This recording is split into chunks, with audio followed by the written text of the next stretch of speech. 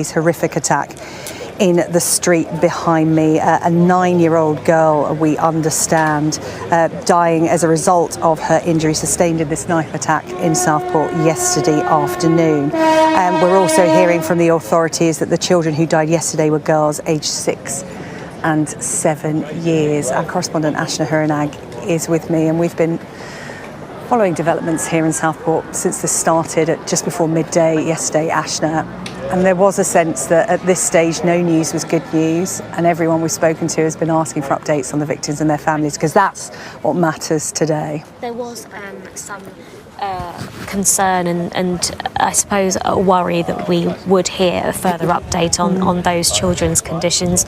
We knew as of this morning there were 6 children in critical condition, and we found out now that one of those children has sadly gone on to also lose her life. Girls aged 9 years old, 6 years old and 7 years old. We knew that this was a dance class, a Taylor Swift themed dance class and yoga class, and to have that confirmation that these were primary school children and now their ages, one cannot simply comprehend the grief and the loss for that family whose lives have been changed irrevocably by this.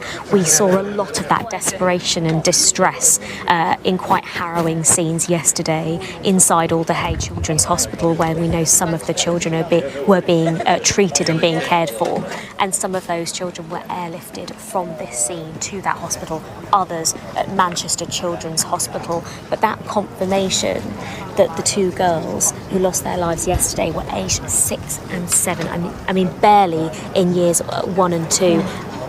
The mind boggles, doesn't it? And we're seeing loads of people coming down here and sharing in that shock. And I think now this confirmation of the ages and the genders too, I think will hit people really, really hard.